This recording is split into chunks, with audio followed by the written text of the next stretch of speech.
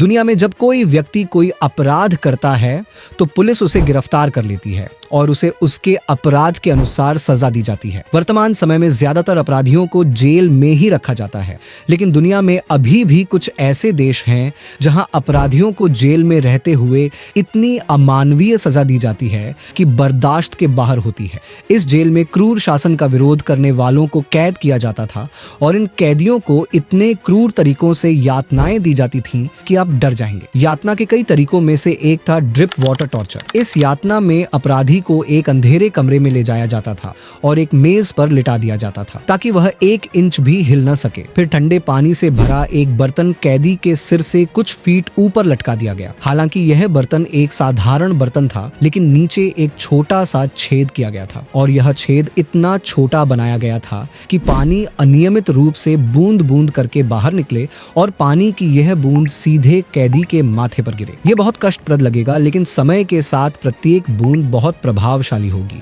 एक समय में प्रत्येक बूंद बिजली की तरह महसूस होगी और व्यक्ति को धीरे धीरे दर्द महसूस होगा, जैसे कि ये बूंदें उसके मस्तिष्क को ड्रिल कर रही हों। लेकिन वास्तव में ये पानी की बूंदें उसे शारीरिक रूप से नुकसान नहीं पहुंचा रही हैं। लेकिन यह यातना घंटों तक नहीं बल्कि महीनों तक जारी रहेगी और कैदी के लिए प्रत्येक बूंद नया दर्द लाएगी और धीरे धीरे कुछ समय के लिए उसे दर्द महसूस होगा, जैसे कि प्रत्येक बूंद जब तक उसके सिर पर हथौड़े से वार न किया जाए वह ठीक से आराम नहीं कर पाएगा, वह ठीक से सो नहीं पाएगा और इस यातना से छुटकारा नहीं पा सकेगा।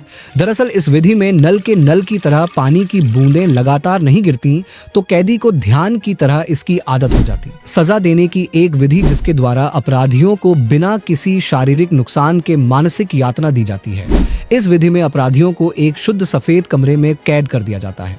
यहाँ तक कि कमरे में 24 घंटे तक चमकदार सफेद रोशनी रखी जाती है।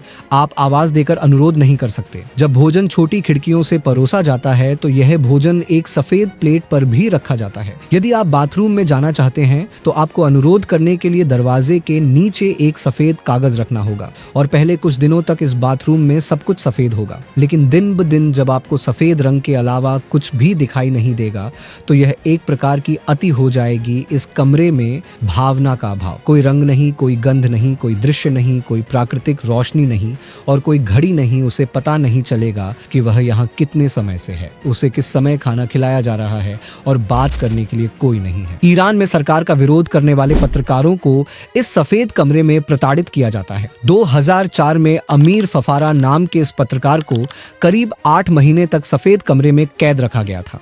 इस सीट की सतह को पैरों के सहारे सैकड़ों नुकीली कीलों से ढक दिया जाता था। फिर अपराधी को इस कुर्सी पर बिठाया जाता था और उसके चेहरे से सच्चाई जानने के लिए कहा जाता था।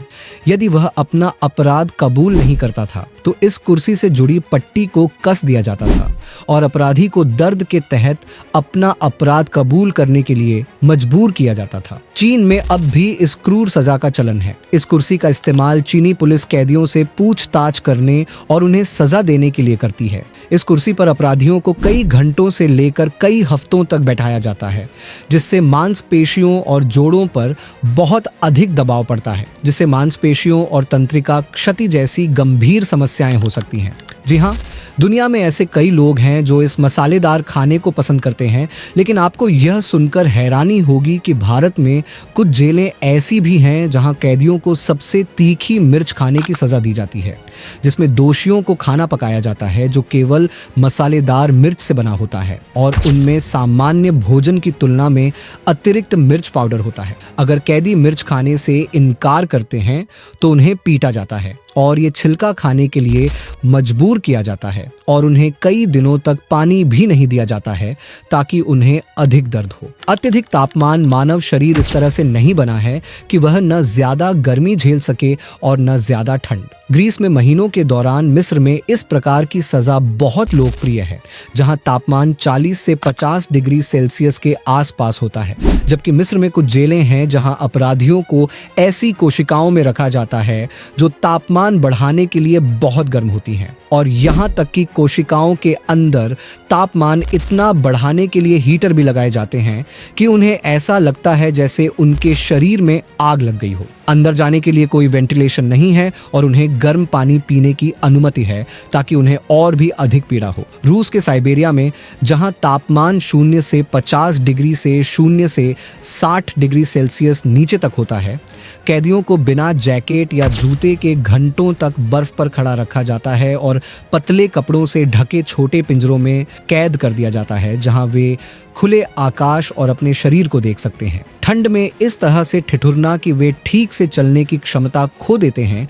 कोड़े मारना मध्य युग में जब कोई व्यक्ति कोई अपराध करता था तो उसे सबके सामने कोड़े मारे जाते थे। लेकिन क्या आप जानते हैं कि दुनिया में अभी भी कुछ ऐसे देश हैं जहां इस तरह की सजा दी जाती है? सऊदी अरब, सूडान, ईरान और इंडोनेशिया में कोड़े मारना एक बहुत ही आम सजा है। सऊदी अरब में विशेष रूप से कोड़े मारना एक लोकप्रिय सजा पद्धति है।